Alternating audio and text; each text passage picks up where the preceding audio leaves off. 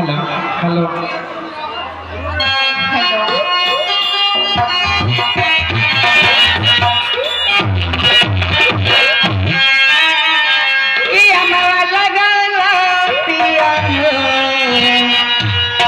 हाय महुआ रे लागा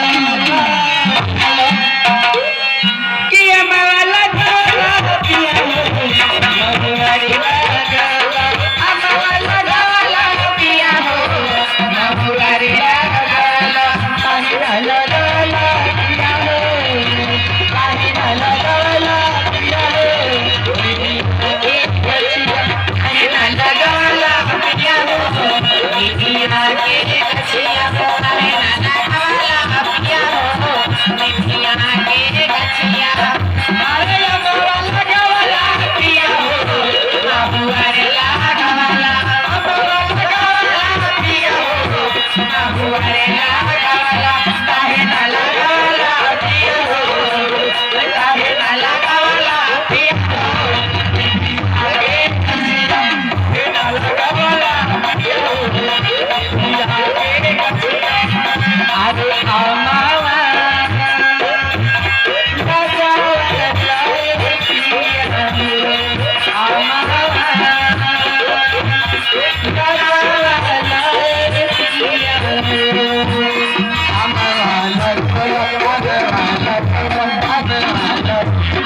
अमवा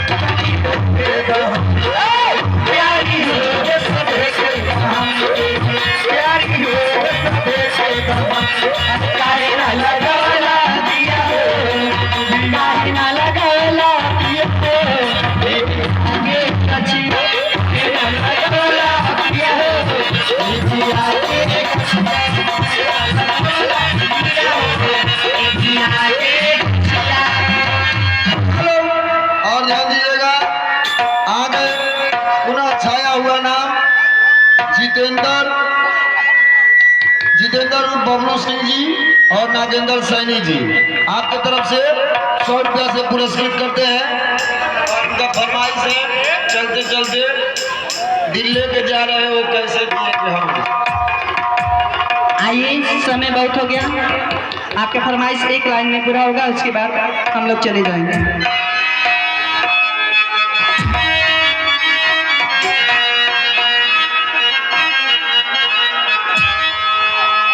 दिल लेके जा रहे हो कैसे जीएंगे, दिल लेके जा रहे हो कैसे जीएंगे,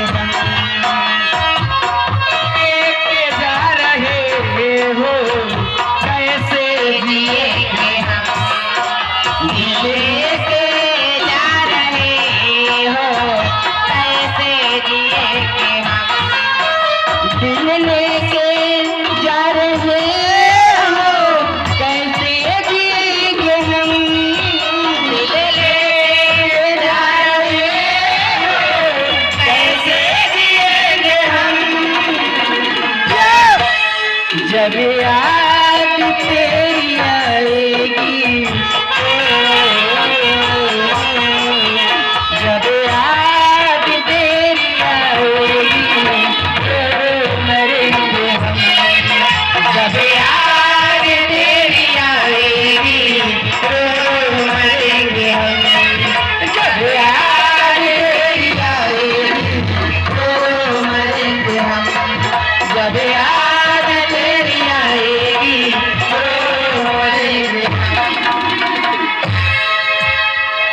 बहुत सुंदर।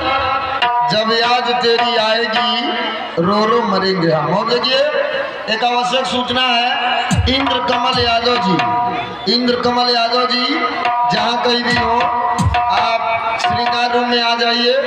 भरत जी का पाठ आपको खेलना है। हम नहीं पूछ पाते नहीं, जब हम दानवा मांगे नहीं तो पैसवा नहीं आवाला।